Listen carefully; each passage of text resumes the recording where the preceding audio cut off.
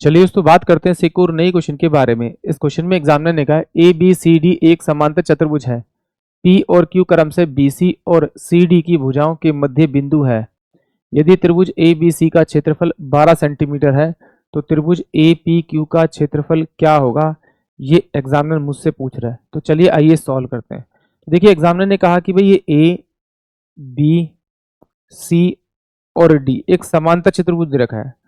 समांतर चतुर्भुज यानी पैरेललोग्राम की प्रॉपर्टी होती है। सबसे पहले तो आपको प्रॉपर्टी के बारे में पता होना चाहिए कि इसके आमने सामने के जो एंगल्स होते हैं वो क्या होते हैं, हमेशा बराबर होते हैं। दूसरा, इनके जो डायगोनल होते हैं विकर्ण, वो एक दूसरे को बाइसेक्ट करते हैं।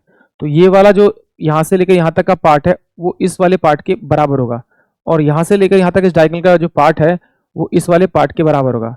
और ये वाला जो हिस्सा है वो ये वाली जो लेंथ है वो इस वाली लेंथ के बराबर नहीं होगी, और ना ही वो इसे 90 डिग्री पे बाइसेक्ट करते हैं। दूसरा, इसकी जो आमने सामने की भुजाएं होती हैं वो बराबर होती है, यानी कि अगर ये ए है तो ये भी ए होगी, और ये बी है तो ये भी बी है। अगर ये सब आपको पता है तो फिर आप इस क्वेश्चन को आसानी सोल्व कर पाएंगे। और एक चीज और कि ये जो डायगोनल जो होता है इस समांतर चतुर्भुज के जो एरिया को दो बराबर बराबर पार्ट में तोड़ता है, यानी कि ये वाला जो डायगोनल होगा जितना ये हिस्सा होगा उतना ही ये हिस्सा होगा, और इस वाले में जितना हिस्सा ये वाला होगा उतना ही हिस्सा इसका ये होगा। अगर आपको ये सब बातें पता है तो फिर आप इस क्वेश्चन को सोल्व कर सकते हैं आसानी से।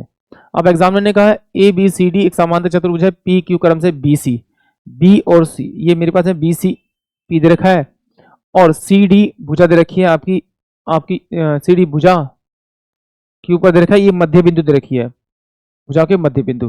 तो अगर मैं इसको इससे मिला दूंगा तो ये मेरे पास में बी पी जो है वो क्या होगा आपका पी सी के बराबर होगा, और सी क्यू जो बराबर होगा वो बराबर होगा आपके डी क्यू के बराबर होगा।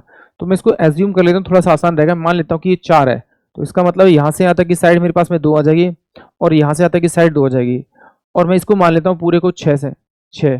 तो ये यहाँ से तक मेरे पास में 3 हो जाएगा, और यहाँ से तक मेरे पास में 3 हो जाएगा।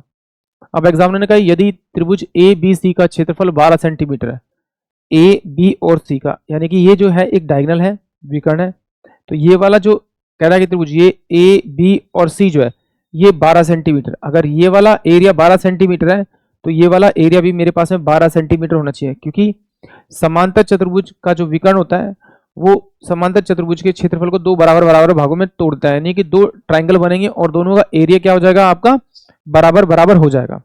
फिर एग्जामिनर ने मुझसे पूछा है कि त्रिभुज ए पी क्यू का क्षेत्रफल क्या है। तो त्रिभुज ए पी क्यू का क्षेत्रफल एग्जामिनर ने मुझसे पूछा है, मतलब कि मेरे से एग्जामिनर ने ये वाला क्षेत्रफल पूछा है, ये वाला क्षेत्रफल एग्जामिनर ने मुझसे पूछा है। अब जरा देखिए इसमें ये वाला जो पॉइंट था वो इस सी और डी का मिड पॉइंट था। इसका मतलब ये वाला 3 है तो ये वाला 3 है, तो इसका मतलब है ये जो लेंथ है ये क्या है, इसकी मीडियन है, और मीडियन जो है त्रिभुज को दो बराबर बराबर भागों में तोड़ती है, यानी कि जितना एरिया उसका यहाँ पर होगा उतना ही एरिया उसका यहाँ पर होगा, यानी कि ये वाला जो एरिया होगा पूरा इसका वो 6 होगा, और यहाँ से लेकर यहाँ तक कितना होगा इसका, ये भी आपका 6 होगा। तो सेम अगर 6 यहाँ पर तो 6 यहाँ पर भी होगा। तो इसका मतलब है कि अब ए पी सी और क्यू का जो क्षेत्रफल है वो टोटल मेरे पास में कितना आ गया आपका 12 सेंटीमीटर स्क्वायर आ गया। बट एग्जामिनर ने मुझसे पूछा क्या है, ए पी क्यू पूछा है, इसका क्षेत्रफल पूछा है, तो इसका मतलब ये वाला क्षेत्रफल मुझे इस पूरे में से हटाना पड़ेगा। तो इसके लिए मैं एक प्रॉपर्टी और यूज करूंगा, सिमिलरिटी रूल, इसमें हम लोग यूज करेंगे। सिमिलरिटी रूल क्या कहता है कि अगर कोई त्रिभुज दे रखा है, जैसे कि मैंने यहाँ पे इसका विकर्ण खींचा, ये मैंने इसका विकर्ण ले लिया यानी डायगोनल ले लिया। अगर मैं अब इस वाले त्रिभुज में देखूं तो ये वाले त्रिभुज में ये वाला एंगल कॉमन आ रहा है, और इस छोटे वाले त्रिभुज में ये वाला एंगल मेरा कॉमन आ रहा है, और ये दोनों तो मेरे पास में क्या होंगे आपके समांतर होंगे, क्योंकि ये इसके मिड पॉइंट्स है और ये इसके डायगोनल है, तो ये इसके समांतर होंगे। तो इसका मतलब है कि ये वाला जो एंगल होगा वो ये वाला इस वाले एंगल के बराबर होगा, और ये वाला एंगल इस वाले एंगल के बराबर होगा। और मुझे मालूम है कि अगर किसी भी दो त्रिभुज के दो एंगल मेरे बराबर होते हैं तो वो समरूप प्रूफ हो जाता है, यानी कि सिमिलरिटी रूल से वो प्रूफ हो जाता है।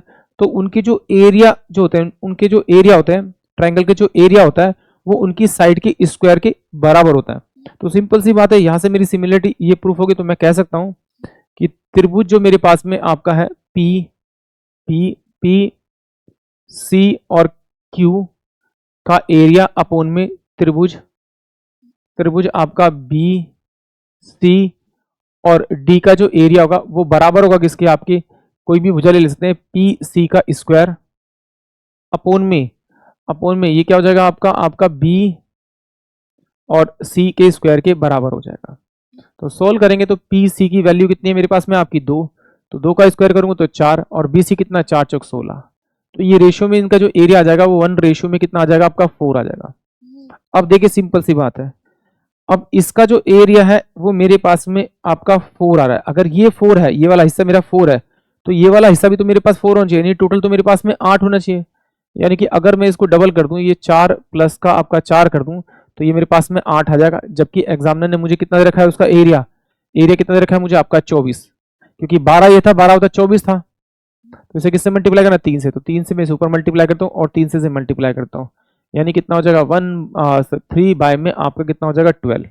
यानी कि इस वाले पार्ट का जो एरिया होगा वो तो मेरे पास में आपका 12 होगा और ऊपर वाले पार्ट का मेरा एरिया कितना होगा आपका 3 होगा। यानी कि इस वाले पार्ट का मेरे पास में 3 होगा। अब इस पूरे का तो एरिया मेरे पास मुझे मालूम है कि मेरे पास में कितना था, 12 था। तो 12 में से अगर 3 माइनस करूंगा तो मेरे पास में 9 सेंटीमीटर स्क्वायर क्या आएगा, उस त्रिभुज का एरिया आएगा, यानी त्रिभुज ए पी क्यू का क्षेत्रफल आएगा। यानी कि ऑप्शन जो सी होगा वो इस क्वेश्चन के लिए करेक्ट होगा।